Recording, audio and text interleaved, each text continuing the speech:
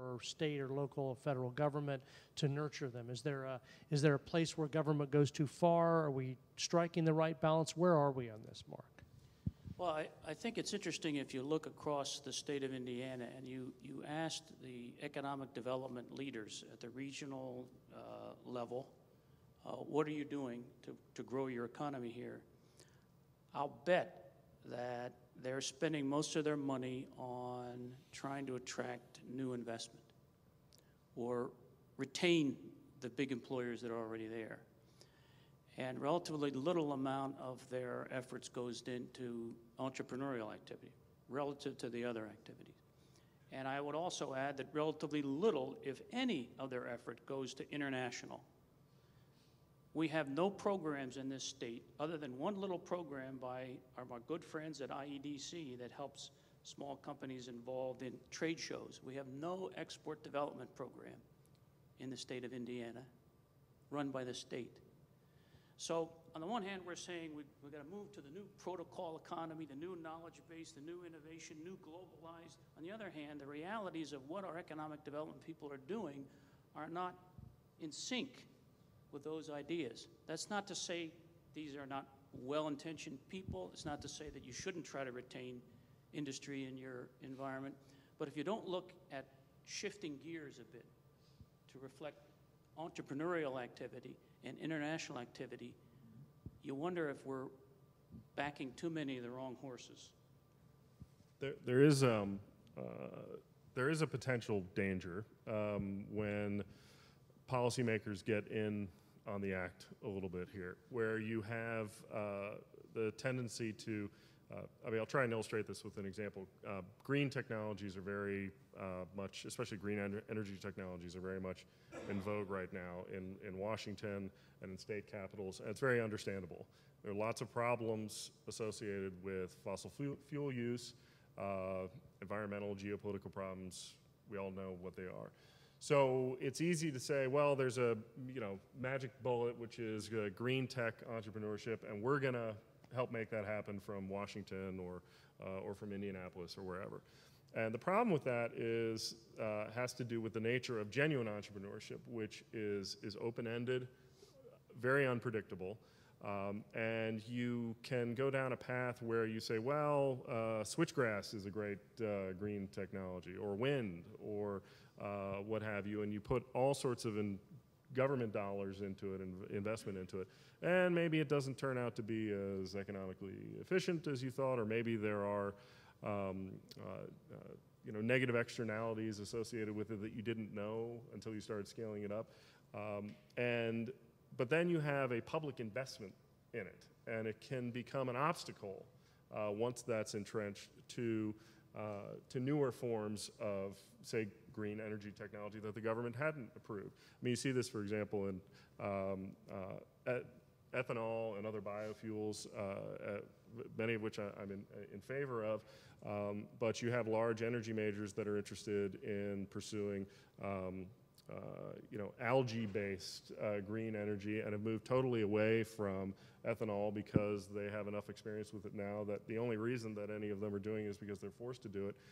And the real green energy future is partly in an area that hasn't been touched by a government yet. But you now have an entrenched interest that is perpetuating it and stalling genuine entrepreneurs from moving forward. So there can be dangers when you try to micromanage these things or push a little too much from Washington, where, from my vantage point, that's where I see it from, but I'm sure it happens in state capitals. So I would say, though, that there is a counter risk, and that is not having a strategy at all. I agree with that, definitely. And you have to find somewhere in the middle. I mean, a lot of states and economic development leaders are looking around for what's the right recipe for this cake that's going to make our prosperity. Let's look at Silicon Valley. Let's look at what these guys do. It usually doesn't work. You can't force feed, to your point. You can't force feed the cluster development. On the other hand, if a cluster is already there, you can figure out how to nurture it. One of the great examples is the tremendous cluster in Warsaw, Indiana, on orthopedic. 1/3 of all worldwide activity in orthopedic devices is in Warsaw, Indiana. So the state, in their enlightened view, looked at that and said, maybe we should nurture that. Maybe we should make sure that continues. So with BioCrossroads, which is an example of a strategy without force feeding, in my humble opinion, it's a it's private, but gets government support. They went in and decided, talk to the people in that sector and say, what do you need for the workforce, your current workforce, and your workforce of the future? What kind of skills do your workers need so you can be competitive and grow this cluster? They came up with a list, and that's exactly what their new initiative is trying to inculcate in the students. So it's almost like building the right ingredients, the right infrastructure, so that they can grow at their own pace in their own direction and follow market forces. Don't dictate the market forces, but be sure you have the right infrastructure and the right ingredients so when markets change, you can adjust to them and prosper as a result. Yeah, one, hesitate to highlight somebody else's work, but there's a guy some of you may have heard of named Joel Kotkin, who a prolific writer and scholar at Chapman University in California, and he has some folks called the Praxis Strategy Group, and he came out with this report, Enterprising States, and the chapter on Indiana, they talk about BioCrossroads as an excellent example of exactly this kind of thing, and I agree with that. One thing that we've learned in the research that went into my book, and that I'm doing some more research on, is the importance of just the basic knowledge base. How important that is economically to long-run growth. So there is a role for government, I do think, in subsidizing basic research. And there are probably a lot of people from Indiana universities here, so I'm probably preaching a little bit to the choir, but it's important that that go on because some of it takes place in the private sector at innovative companies, but they're doing much more applied practical research that's trying to bring basic research to market. So there's enormous role for real vision on this in terms of what are the areas that we need to have much deeper, more penetrating basic research done, and the roles that American universities can play in that. So I agree with that sentiment very much. From my point of view, though, when you look at BioCrossroads and these other very interesting public-private initiatives here in the state, they do almost nothing in international. To me, it's a myopia that we ought to address. I saw one report recently, by 2011, China will have more patents, U.S. patents, than Americans will have. It's already like 40% of U.S. patents are given to foreign companies now. So the innovation is happening out there, not just here in Indiana. And if you're a company and you're not looking around the world for talent, for innovation, for technology, for capital, for markets, you're risking your future.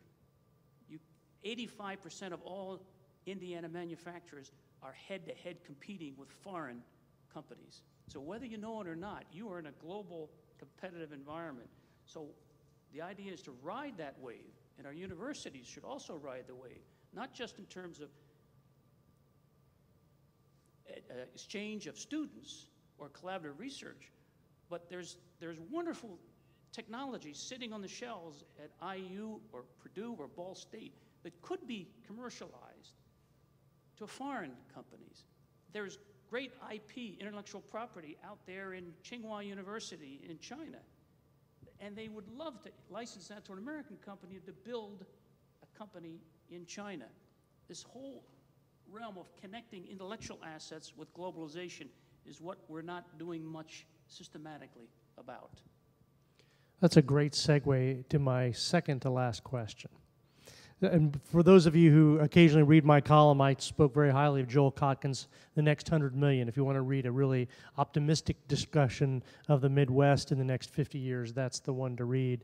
But I'm an optimist too, you're an optimist. I wonder how much of the debate that we're having now about the place in America in the world and the economic performance of the United States is misplaced in the sense that maybe it's not that the United States is falling behind, but rather the protocols that we have are recognized by other nations and regions, and they're adapting them to their environment, and that what we're really riding is a wave of global prosperity. It doesn't look like it right now, but I think there are few that don't think we're poised for a lengthy period of at least on a trend of growth. And so is that a place that Americans ought to be worried about? Is the rest of the world, in a sense, catching up to us and adapting our protocols for success? And is that something we should be worried about?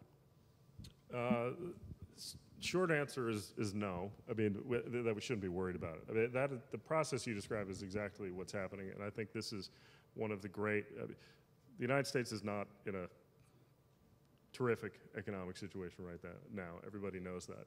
But the story of the last 10 to 20 years has been one of the great humanitarian success stories in human history. More people around the world have been raised out of inhuman poverty than at any point in human history. And part of it is by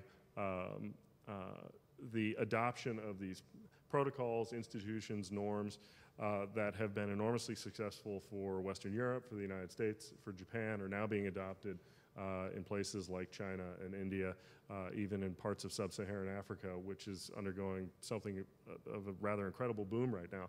So there's 10% unemployment in the United States, but there is still a boom going on in the rest of the world, and that is who can't be excited about that?